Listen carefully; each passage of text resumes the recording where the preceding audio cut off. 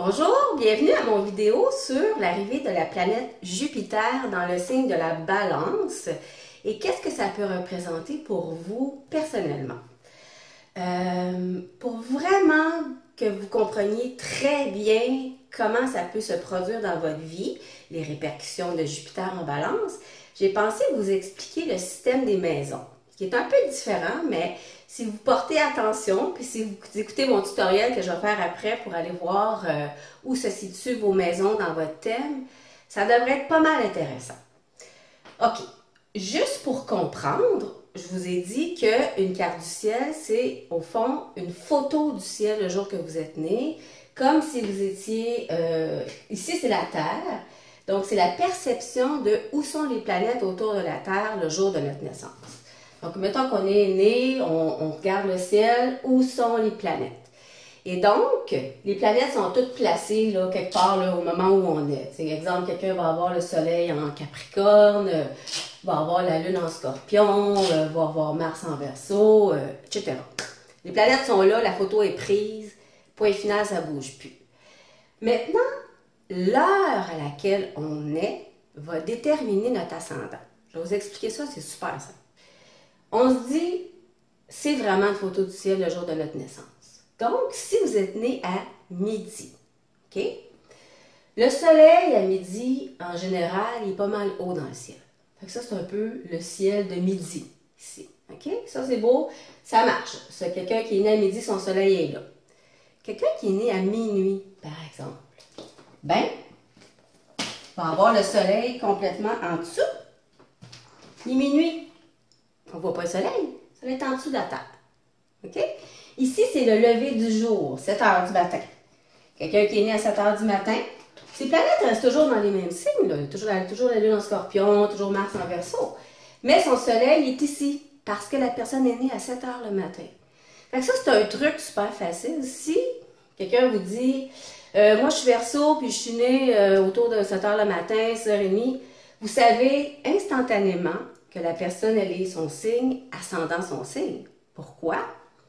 Parce que ici, là, à gauche, vers 7 heures le matin, c'est le lieu où est l'ascendant pour tous les thèmes astraux. Chaque thème astral a son ascendant à gauche ici. Et l'ascendant va donc être déterminé par l'heure de naissance. Parce que les autres planètes ne bougent pas. J'espère que c'est simple. En tout cas, si vous avez des questions, vous me les posez. Gênez-vous pas. Donc, on a dit ici l'ascendant, parce que symboliquement, c'est le lever du jour. Et l'ascendant va représenter comment on a tendance à commencer les choses, comment on se présente. L'ascendant est donc le début de la maison 1. La maison 1, ascendant, tout le temps, ici, dans un signe quelconque.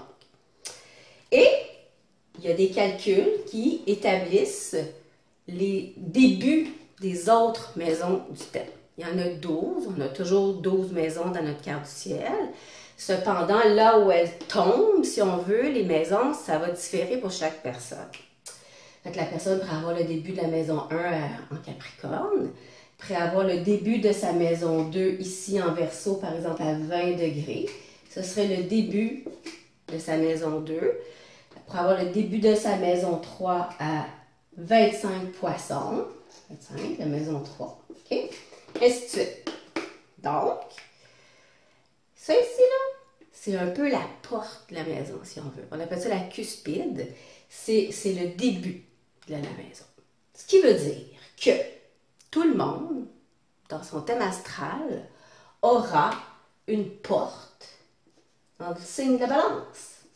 Tu sais, quelqu'un peut avoir la maison 8 en balance. Quelqu'un peut avoir la maison 9 en balance. C'est différent pour tout le monde. Ça, pour le savoir, c'est super simple. C'est la même chose. On va sur astraltheme.com. Je vais vous faire une vidéo pour que vous puissiez aller voir exactement où est votre maison. En fait, quelle maison vous avez dans le signe de la balance. Mettons que vous avez, je ne sais pas moi, la maison 8 qui est ici. Ça veut donc dire que Jupiter, qui arrive en balance le 10 septembre, va rester 1 an dans le signe de la balance. Évidemment, les personnes qui ont des planètes en balance vont avoir l'influence de Jupiter directement sur leur planète. Mais ça se peut que ben, vous n'ayez aucune planète en balance, mais vous avez la porte d'une maison quelconque. Donc, inévitablement, Jupiter va arriver sur cette porte-là. Et qu'est-ce que ça veut dire? Bon, je vous avais parlé de la planète Saturne qui représente tout ce qui est les délais, la concrétisation des choses, le travail, un peu les obstacles, la lenteur, la maturation, tout ça. Ben, Jupiter, c'est le contraire.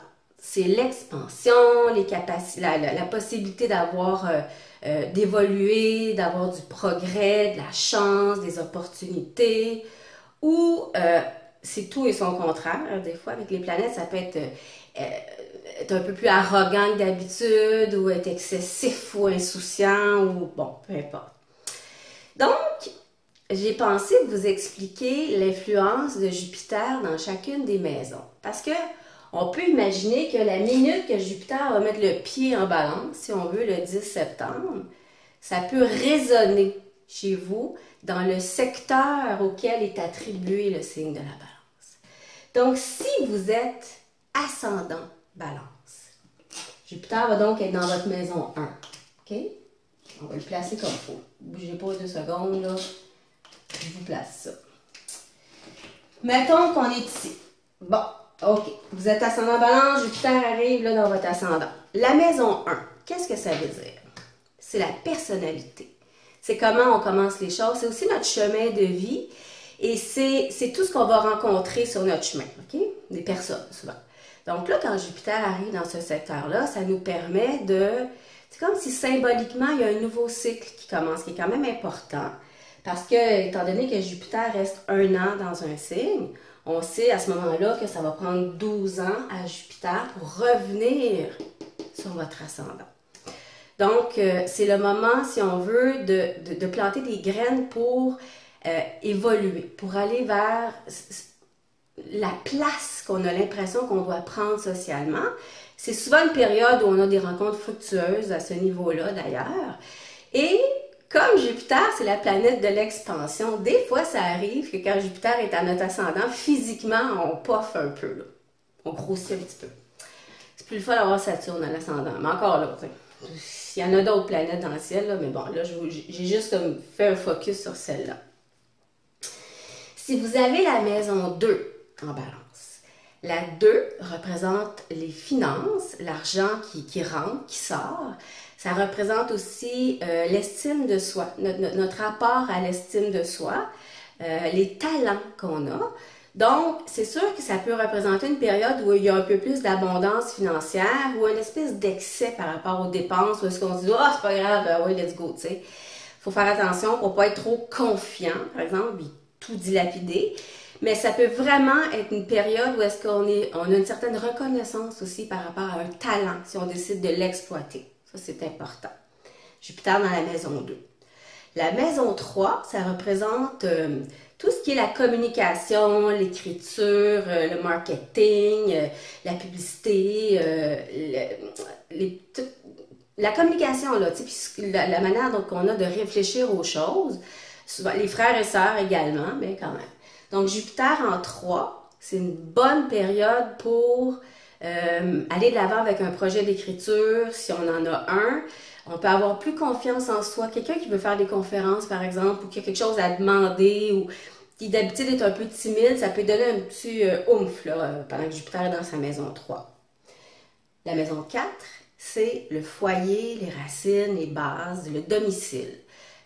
Quand Jupiter, on se dit c'est une planète d'expansion, puis d'exagération et d'excès, ben, quelqu'un peut avoir envie de, je sais pas moi, agrandir sa maison, tout refaire quelque chose, déménager aussi, parce que c'est quand même, Jupiter peut représenter les voyages, l'ailleurs, l'étranger. Il y a l'idée d'ampleur, là, si on veut. Ça peut annoncer une naissance, si on veut, parce qu'avec Jupiter, il y a toujours l'idée du plus. Fait que là, c'est comme le foyer, la famille, tout ça.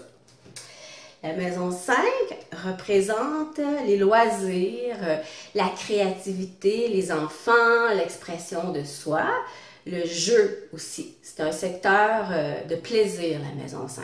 C'est sûr que, tu sais, typiquement, mettons, Jupiter en 5 peut annoncer plus de chance au jeu, si on veut, mais aussi la capacité d'être reconnu pour un talent qu'on a, l'expression. C'est quelqu'un qui se dit « Oh mon Dieu Seigneur, j'ai toujours voulu faire du théâtre, j'ai toujours voulu chanter. » Ou c'est un bon moment quand Jupiter est en 5 pour avoir confiance en sa capacité de s'exprimer de manière créative et artistique.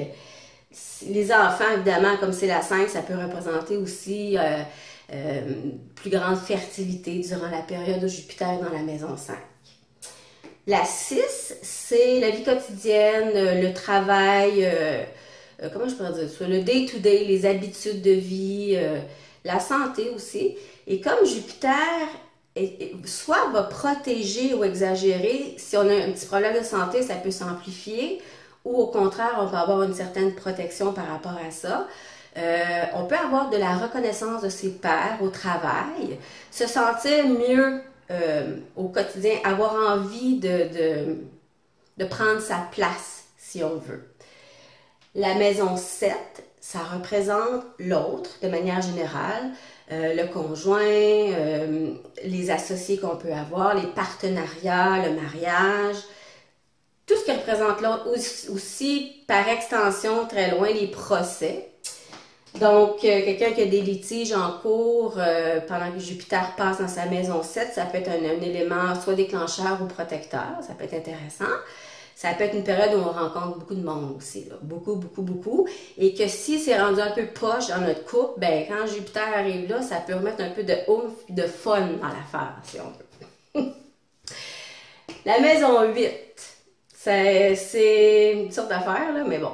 Ça représente beaucoup l'argent, les banques, si on veut, tout ce qui est les placements, les investissements, l'argent des autres, d'une certaine façon, la sexualité aussi, et aussi les espèces de grandes crises intérieures de transformation. Donc, quand Jupiter se promène dans votre maison 8, tu peux avoir une petite libido qui est accrue, ça fait pas de tort, et où c'est un bon moment pour faire des placements, par exemple. Vous pouvez décider d'un coup, oh mon Dieu, j'ai toujours dépensé mon argent, c'est le temps vraiment que je pense à moi. Ou si vous avez besoin de faire un emprunt, ça peut être un bon temps. Là, je fais vraiment des trucs larges, mais c'est pas grave, c'est le fun quand même. Ça explique les maisons. La maison 9, c'est le secteur des hautes études, l'université, tout ça, les formations, la philosophie, la quête de sens, mais aussi les voyages.